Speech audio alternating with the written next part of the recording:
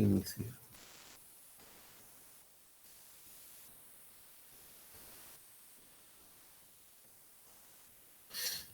Muy bien, iniciamos la tercera parte. ¿Y por qué les estoy diciendo esto? Ustedes pueden pensar en el listado de actores y actrices de una película como un sintagma, y la posición de los signos dentro de ese sintagma está sugiriendo cosas. Está sugiriendo mayor importancia si aparezco primero, menor importancia cuanto más abajo voy. Cuando el 1 de mayo en la Unión Soviética se hacía un desfile por el Día del Trabajador, los que aparecían encabezando el desfile eran los más importantes jerarcas del Partido Comunista Soviético. Cuando alguien caía en desgracia en el Partido Comunista Soviético, inmediatamente era evidente, porque en el desfile del 1 de mayo él estaba más atrás que lo que había estado en el desfile de un año antes. Y cuando alguien cobraba importancia, se notaba automáticamente porque estaba cada vez más adelante. La posición, entonces, dentro de un sintagma de los signos, muchas veces nos está diciendo cosas. Con respecto a un sistema semiótico como la fotografía, imaginen la foto de una banda que tiene 4 músicos. Si hay 2 adelante y 2 atrás, los 2 de adelante típicamente, ¿quiénes son? Los más conocidos o importantes. Perfecto. El que canta, adelante El o atrás. vocalista. Los No, cantantes. adelante. El cantante claramente va adelante, por supuesto. Si es una banda típica, digamos, cantante, guitarrista, bajo y batería, el que toca el bajo y la batería van atrás inmediatamente y el cantante y el guitarrista van delante. Típico. Entonces, ¿la posición dentro de una foto dice cosas? Por supuesto que sí. Claro que lo dice. Tenemos entonces un sintagma, podemos leer la foto como un sintagma, y dentro de la foto podemos ver importancia. Los 2 del frente son los más importantes, los 2 de atrás no tanto. Por más que en algunas bandas el que toca el bajo es el que compone todos los temas, Pink Floyd, por ejemplo, o puede ser el baterista el más importante, Genesis, etcétera, etcétera. Pero normalmente la disposición es así. Podemos leer dentro de un sintagma este tipo de relaciones. Bien, vamos a hablar del otro tipo de relaciones, que son las relaciones asociativas. Yo les había dicho que las relaciones sintagmáticas se dan en presencia, y para que haya relaciones sintagmáticas todos los signos deben estar presentes al mismo tiempo dentro de un sintagma, y la persona debe percibir simultáneamente a todo el sintagma. Pero muchas veces en un sintagma yo establezco relaciones entre un signo presente y varios signos que están ausentes. Son relaciones en ausencia, son relaciones que se dan en la mente del que percibe el sintagma, y yo podría proponerles, por ejemplo, decir una palabra y que ustedes asociaran con otras palabras. Si yo dijera aula, por ejemplo, ustedes muy probablemente me dirían profesor, alumno, pizarrón, tiza, banco, etcétera, etcétera. Entonces, este tipo de asociaciones, ¿sí? Que uno puede hacer, yo puedo leer un sintagma, estamos en el aula y ustedes inmediatamente asociar aula con una serie de términos que no están presentes en ese sintagma. Eso es una relación posible, de hecho es la otra gran asociación entre signos existentes, se llaman relaciones asociativas o relaciones paradigmáticas. Saussure nunca le dio el nombre de paradigmáticas, pero sí lo hicieron los lingüistas que vinieron detrás de él. Entonces, estas relaciones asociativas pueden darse por, o bien por significado. Aula no tiene el mismo significado que tiza, alumno, pizarrón, pero son de campos semánticos similares. O bien pueden darse por significante. Yo podría pensar en palabras que terminaran en ansa, por ejemplo. Ejemplo, esperanza, balanza, templanza, tardanza, etc. Entonces, tengo dos maneras de hacer estas asociaciones, o bien por significante o bien por significado. Eso es lo que nos va a decir Saussure. Bien, la cuestión es que, como habíamos dicho anteriormente, Ferdinand de Saussure está más interesado en la parte de la lengua que en la parte del habla. Él quiere establecer la lingüística como una ciencia y se da cuenta de lo siguiente. Solamente puede haber ciencia de lo que no es individual. Eso ya lo había dicho Aristóteles. No hay ciencia de lo individual. La ciencia siempre es de lo general. Y él, con buen criterio, piensa que lo que puede ser sistematizado bajo un estudio científico no es el habla, sino que es la lengua. Ahora bien, no es la única manera de establecer estudios lingüísticos y esto nos va a llevar gradualmente a Mikhail Bakhtin, a quien vamos a empezar a presentar ahora en la clase. Mikhail Bakhtin está mucho más interesado en el habla que en la lengua. Y para Mikhail Bakhtin, el habla no es tan individual como Ferdinand de Saussure había señalado.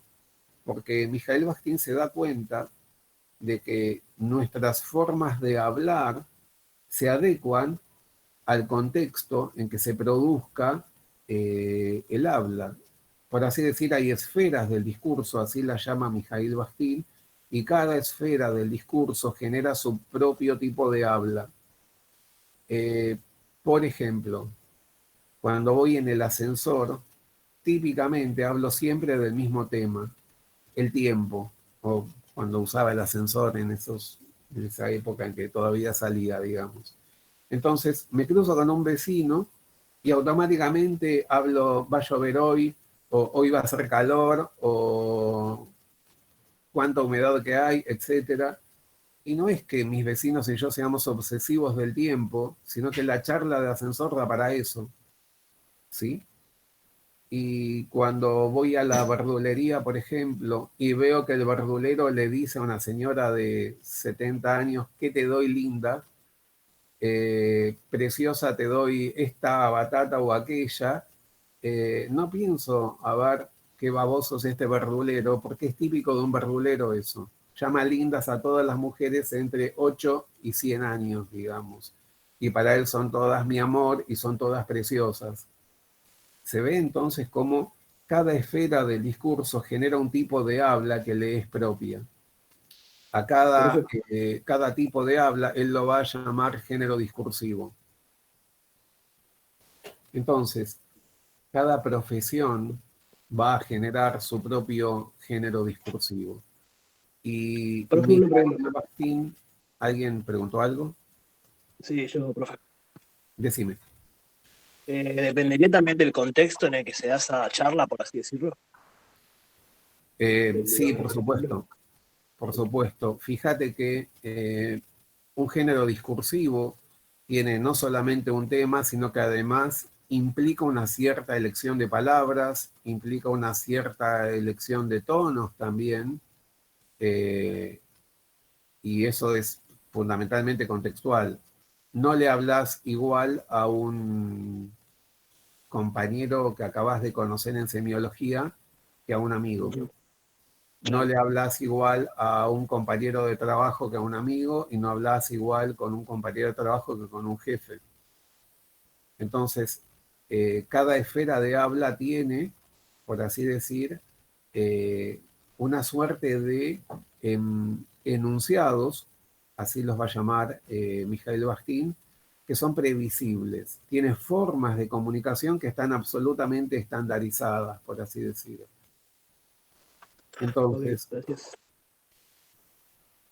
hay maneras de, digamos, de comunicarse que están absolutamente estandarizadas. El tipo de vocabulario específico cuenta, pero también cuentan, por ejemplo, los tonos, los gestos que se hacen al hablar, y eso va variando según el contexto, sin duda alguna.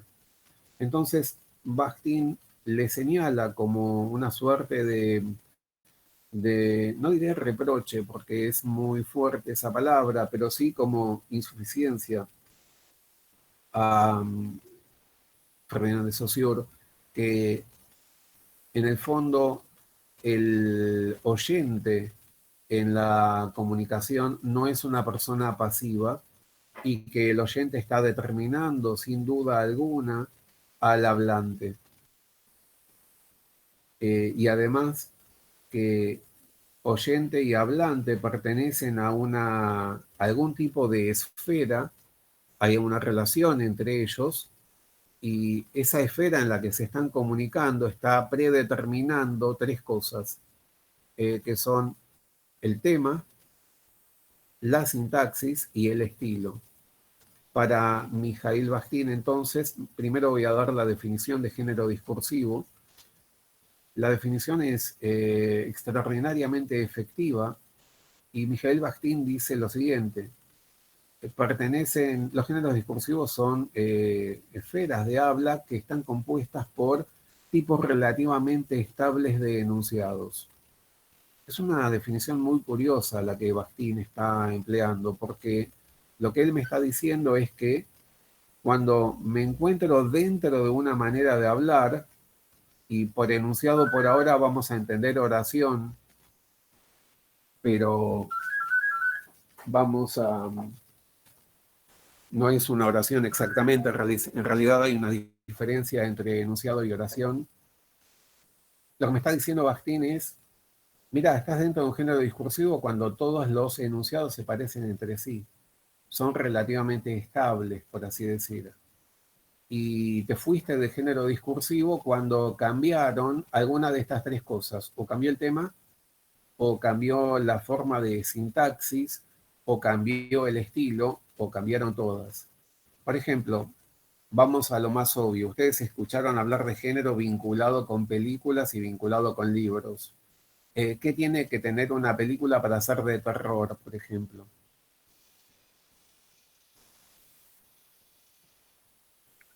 Puede No sé, contestar. monstruos o cosas que te den miedo, supongo. Perfecto. ¿Puede una buena película de terror tener buenos chistes de protagonista? Sí. Pero continuamente el protagonista puede tener una vía cómica o salidas No, cómicas. No, no. no. La respuesta es no, rompe completamente el clima de la película. Entonces, fíjense ustedes, eh,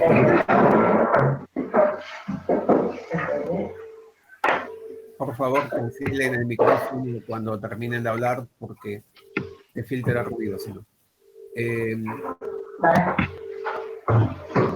Entonces,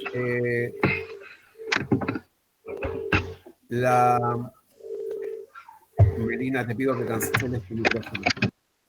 Ahí está. Entonces, volviendo a géneros discursivos, no, está mal que haya continuos giros humorísticos dentro de una película de terror, porque eso rompería el clima, por así decir. Y una película de acción puede tener tomas que son muy largas o debe estar montada, digamos, con mucho cambio de vista. Mucho cambio en el punto de vista. Les doy un ejemplo. En la película África Mía, en determinado momento aparece un elefante caminando por la parte izquierda de la pantalla. A paso de elefante cruza toda la pantalla y desaparece por la derecha. ¿Ese montaje es posible en una película de aventuras, por así decir? No, no, no es muy lento. Demasiado lento, absolutamente impensable. Entonces, ahí no es un problema de tema. El problema no es que aparece un elefante en una película de aventuras, podría aparecer tranquilamente, pero esa toma, esa sintaxis, esa manera de construir el discurso es impensable. ¿Cuánto puede tardar un elefante en hacer eso? ¿40 segundos? En 40 segundos tenés que haber cambiado 3 veces de cámara, tiene que ser vertiginoso, porque si no se duerme. El tipo de público que ve una película de Marvel, por ejemplo, no espera espera algo frenético. Cámara en mano, protagonista corre, persecución a contramano por una autopista. etcétera, etcétera. Entonces, dentro de un género discursivo hay cosas que están absolutamente previstas y por eso él habla de tipos de enunciados que son relativamente estables. Estilo. En un género discursivo también hay un estilo y el estilo marca diferencias dentro del género. No es lo mismo, por ejemplo, hablar de o escuchar a determinado locutor en la radio que escuchar a otro locutor en la radio. No es lo mismo ver en televisión a un periodista que a otro periodista. Y no es tanto el tema de lo que traten, están hablando todos de lo mismo, están hablando todos de cuarentena. No tiene que ver tanto tampoco con la sintaxis que se emplea, aunque a veces sí, los medios pueden ser muy diferentes, pero hay una forma de hablar y hay una forma de presentarse que varía de persona a persona. Dentro de un mismo género hay diferencias estilísticas. Entonces, ustedes van a ver que Mijail Bakhtin va a hablar de géneros discursivos primarios y secundarios. A ver, si me esperan un segundo.